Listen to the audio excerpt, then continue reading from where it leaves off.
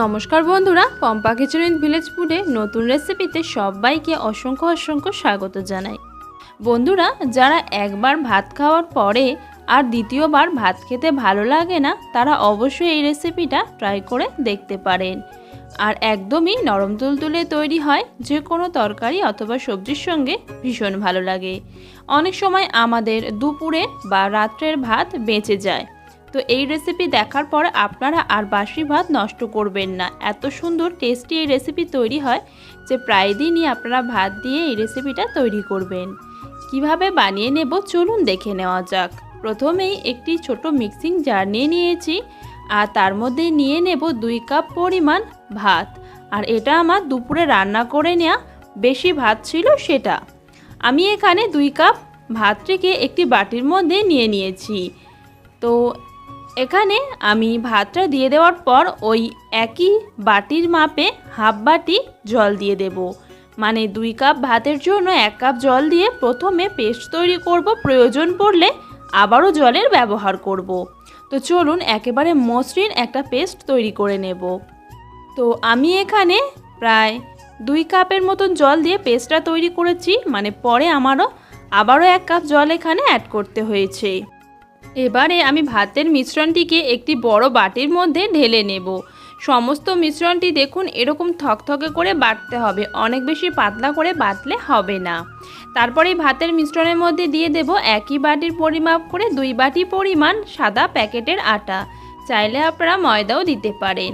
তারপরে দিয়ে দিচ্ছি পরিমাণ মতন লবণ, আর দিয়ে দেব 3 টেবিল চামচের মতন সাদা তেল। চাইলে আপনারা এখানে গলানো ঘিও ব্যবহার করতে পারেন, তবে তেল অথবা ঘি যে কোনো একটা অবশ্যই ব্যবহার করবেন।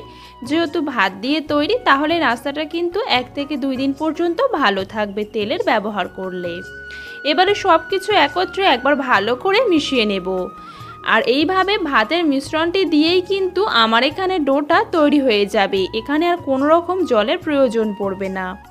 ভাতের মিশ্রণ দিয়েই একটা সফট ডো তৈরি করে নেব। আর ডোটা মাখতে মাখতে দেখুন খুব সুন্দরভাবে সফট করে মেখে নেওয়া হয়ে গিয়েছে। শেষ পর্যায়ে দিয়ে দিচ্ছি আরও 1 টেবিল চামচের মতন সাদা তেল। আর এই সাদা তেলটা দিয়ে দেওয়ার পর ভালো করে একবার ওপর থেকে মাখিয়ে নেব, যাতে ওপরের সারফেসটা শুকনো না হয়ে যায়। ভালো করে মাখিয়ে নেওয়া হয়ে যাওয়ার পর এবারে আমি এই ডোটিকে রেস্টে রেখে দেব 5 মিনিটের জন্য। তো ঢাকা দিয়ে 5 মিনিট রেস্টে রেখে দিচ্ছি। তো আমার এখানে এই ডোটিকে 5 মিনিট রেস্টে রাখা হয়ে গিয়েছে। আর ডোটা রেস্টে রাখার কারণে বেশ খুব সুন্দরভাবে কিন্তু সেট হয়ে গেছে, আর কত সুন্দর ওপর থেকে মসৃণ হয়ে গেছে। ঠিক এরকম মসৃণ ডোই তৈরি করতে হবে। আর ডোটা বেশ সফট রয়েছে, কিন্তু হাতের মধ্যে লেগে যাচ্ছে না, ঠিক এরকমই ডোটা তৈরি হবে। তারপর রুটি বেলুনি চাকতির ওপর নিয়ে নিলাম, আর একটু ভালো করে একবার ঠেসে নিচ্ছি। এবারে এই ডোটা থেকে আমি লেচি কেটে নেব। তো প্রথমে আমি ডোটিকে 2টি ভাগে ভাগ করে নেব। একটি ভাগ একটি সাইডে রেখে দিয়ে অপর ভাগটিকে আমি এরকম করে লম্বা করে নেব হাতের সাহায্যে। তারপর ডোটা এরকম লম্বা করে নেওয়া হয়ে যাওয়ার পর একটি ছুরি দিয়ে সমস্ত লেচিগুলিকে কেটে নেব।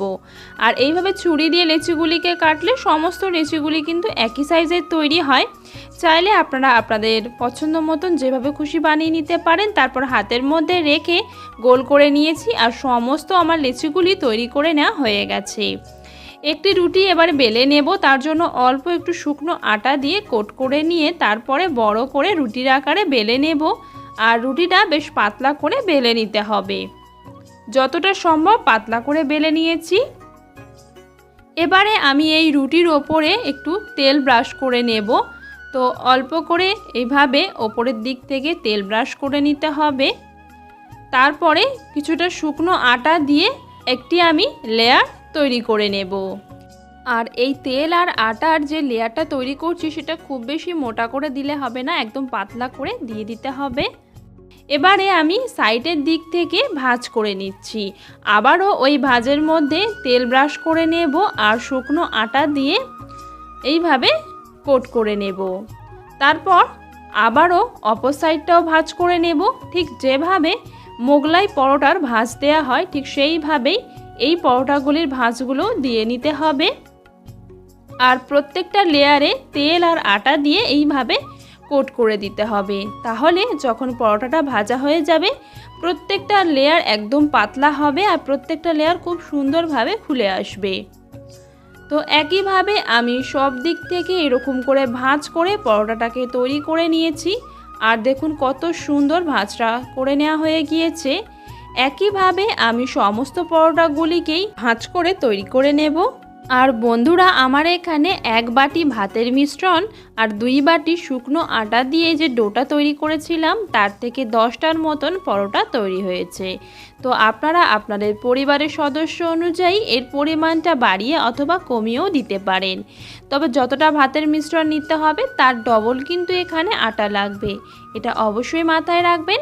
আর ভাতের মিশ্রণটিকে অল্প অল্প জল দিয়ে বেটে নিতে হবে।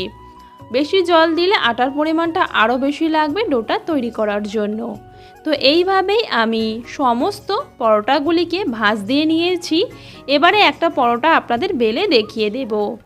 অল্প একটু শুকনো আটা দিয়ে কোট করে নেওয়ার পর একেবারে পাতলা করে আর বড় করে পরোটাটিকে বেলে নিতে হবে। দেখুন ঠিক এইভাবে পাতলা করে বেলে নিয়েছি। আর একইভাবে সমস্ত পরোটাগুলিকে বেলে নেব আর তৈরি করে নিতে চলে যাব। তার জন্য আমি আগে থেকে একটি বড় তাওয়া ভালো করে গরম করে নিয়েছিলাম। একটি পরোটা দিয়ে দেওয়ার পর একটি সাইড ভালোভাবে সেঁকে নেওয়া হয়ে যাওয়ার পর একবার উল্টে দিয়েছি। তারপর অপর সাইডটা আবারও একটু সেঁকা হয়ে গেলে আবারও উল্টে দেব। আর 2 পাশ হালকা করে সেঁকে নেওয়া হয়ে গেলে অল্প অল্প করে তেল ব্রাশ করে নেব আর উল্টে পাল্টে লাল লাল করে ভেজে নেব। আর দেখুন এই ভাতের পরোটাগুলি কত সুন্দর ফুলে উঠেছে আর একদম বালিশের মতন ফুলকো ফুলকো হয়েছে। আর দেখে নিশ্চয়ই বুঝতেই পারছেন যে কত সুন্দর পরোটাগুলি তৈরি হয়েছে। 2 সাইডে ভালো করে লালচে রং এসে গেলেই পরোটাটা ভেজে নেওয়া হয়ে যাবে। তো একটি পরোটা আমার ভেজে নেওয়া হয়ে গিয়েছে, তুলে নেব। একইভাবে আমি সমস্ত পরোটাগুলিকে বানিয়ে নেব।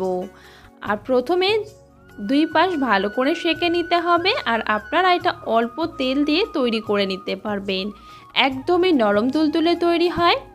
বাসি ভাত ফেলে না দিয়ে এইভাবে পরোটা তৈরি করে দেখবেন বন্ধুরা, সবাই ভীষণই পছন্দ করবে। আর যারা বারবার ভাত খেতে পছন্দ করে না তারা অবশ্যই এই রেসিপিটা ট্রাই করে দেখতে পারেন। একইভাবে আমি আরও একটি পরোটা ভেজে নিয়েছি আর কত সুন্দর একটা কালার এসছে দেখে নিশ্চয়ই আপনারা বুঝতেই পারছেন। আর একদমই নরম তুলতুলে হয়, ছোট থেকে বয়স্করা সবাই খুব সহজে খেয়ে নিতে পারবে। তো আমার এখানে সমস্ত পরোটাগুলি তৈরি করে নেওয়া হয়ে গিয়েছে। এবারে আপনাদের দেখিয়ে দিচ্ছি, দেখুন কতটা নরম তুলতুলে তৈরি হয়েছে এই বাসি ভাতের পরোটাগুলি। তো বন্ধুরা, এবার থেকে আপনারা বাসি ভাত বা দুপুরের বেঁচে যাওয়া ভাত নষ্ট না করে বা ফেলে না দিয়ে অবশ্যই রেসিপিটা ট্রাই করে দেখবেন, খেয়ে ভীষণই ভালো লাগবে। আর পরোটাগুলি কতটা লেয়ারযুক্ত আর নরম তুলতুলে তৈরি হয়েছে আশা করছি দেখে বুঝতেই পারছেন। তো বন্ধুরা, আমার এই রেসিপি আপনাদের কেমন লাগলো অবশ্যই জানাবেন। আর বাড়িতে তৈরি করে দেখবেন আপনাদের রেসিপিগুলিও এইরকমই পারফেক্ট এবং সুন্দর তৈরি হবে। আর যে কোনো তরকারি সবজির সঙ্গে এই পরোটাগুলি খেতে ভীষণ ভালো লাগে। তো বন্ধুরা, সবাই ভীষণ ভালো থাকবেন, সুস্থ থাকবেন। আবারও দেখা হবে অন্যান্য রেসিপির সাথে।